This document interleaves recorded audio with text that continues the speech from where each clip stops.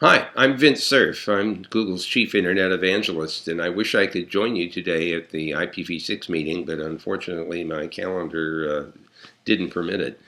But I do appreciate the opportunity to take a moment to talk to you about what's on my mind right now about IPv6. First of all, I'm sure you know that Google has made substantial progress in implementing IPv6 for all of our services, and a lot of credit for this goes to Lorenzo Colletti and Eric Klein, Stephen Stewart, and others who have worked hard to find all the places in our software where IP addresses were thought to be 32 bits, and we want them to be also 128. So we've been looking at dual stack kinds of implementations. But what I really wanted to talk to you about today is my concern that we're now down below the 10% level with IPv4 available addresses coming from ICANN, from IANA, and that certainly within a year's time the IANA allocations will have been exhausted. The regional internet registries may be able to allocate IPv4 addresses up until perhaps the middle of 2011. Although if there's a big run on IPv4 addresses or other kinds of things happen, it's conceivable that the available space will be consumed even faster, which will undoubtedly introduce a complex and already growing gray or black market on IPv4 address space, leading to fragmentation, increases in the size of the routing tables and the like. So plainly, we are at a cusp, I think, in the IP address space for internet. What I'd like to ask you to do while you're discussing IPv6 and a variety of issues associated with it is to give some thought to the various players who are part of this IPv6 environment and what they will have to do in order to make IPv6 work as conveniently and as broadly as IPv4 does today. Plainly, the ISPs have got to implement IPv6 services, preferably using the same access lines as they currently deliver IPv4 addresses on, and allow the two to be mixed together. They have to also, I think, adopt liberal interconnection policies. The minimum, in my view, would be to allow IPv6 and IPv4 to flow over the same connections. If you've already concluded to do some kind of peering with IPv4, it would be very reasonable, I think, to also peer with IPv6 on those same connection circuits. There are some arguments about peering versus transit. In my view, the traffic levels are, in a sense, rivals. That is to say, if you're using IPv6, you're consuming capacity that would otherwise have been sent on IPv4, and I don't think the two are independent.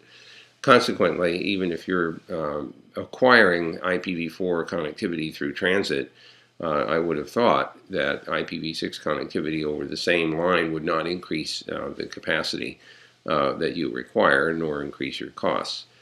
The next thing, which is an issue, of course, is the equipment out there that has to handle both v4 and v6. Most of the commercial routing systems, the ones that are used by internet service providers or enterprise operators, are capable of running both v4 and v6. Some may require some upgrades, certainly software, but they may also require physical expansion in order to handle larger routing tables. But some serious work needs to be done there. The more critical thing for the general public is that a lot of the home routers are in fact not capable of running IPv6. I don't know what their reaction would be if a v6 packet showed up. They might fall over, they might simply throw the packet away. But somehow we have to find incentives not only for the makers of these residential routing boxes or combination router NAT boxes. We need to find incentives not only for the makers to create a v6 capability for them, but for the users to conclude that they want to acquire and install that capability. I'm not sure what the right tactics are. I think of the American program of cash for clunkers, where your car consumed too much gasoline per mile, and the U.S. government actually offered to provide you with a subsidy to go buy a more fuel-efficient car. Maybe we should have a cash for router clunkers or something like that. And by the way, not my idea. Rod Beckstrom at ICANN is the one that I think half tongue-in-cheek suggested the idea, but it might be worth considering something to provide incentive for the general public to acquire dual mode routers that could also make use of either of the two protocols. We also need to worry about the domain name system, and there are several issues here because the name servers need to be able to handle the larger IPv6 packets. Certainly when we're talking about the hint files and the updates that come for what the current top-level root zone servers addresses look like. When you use v6 addresses, that takes up more room, and in fact the list of all of the 13 root zone servers expressed in IPv6 is bigger than a typical minimum size packet. So here we either need EDNS0 to be implemented, or we need the ability to switch from UDP to TCP in order to handle the larger responses. That's going to take some real work to get the name servers and the resolvers that are out there and in use in the hundreds of thousands and millions maybe to be upgraded to handle both v4 and v6. Again, I would like you to think a little bit more about specific things that the various players in this zoo could take, actions that they could take, and incentives for them to do that so that we end up with a fully functional IPv6 internet. It's obvious that right now, the way things are going, which again, too slowly, is that we have islands of IPv6 implementation, but we don't necessarily have connectivity, hence my concern about peering and transit policies. But we also have a very significant fraction of the general public with inability to handle v6 and domain name systems that are old and out of date and really need to be upgraded not only to improve their security, but also to improve their ability to serve up both IPv4 and v6 responses, as well as accepting IPv4 and IPv6 transported queries. I'm sure that you'll be able to think of some additional things that ought to be done, and perhaps at the conclusion of the meeting that you're attending, someone could undertake to summarize ideas that you might have for creating these incentives. I have even taken the trouble of going to speak with the President's Science Advisor, John Holdren, and his deputy, Tom Khalil, about the possibility of a White House spotlight, some kind of a convening of players in this game to talk about things that people could reasonably do.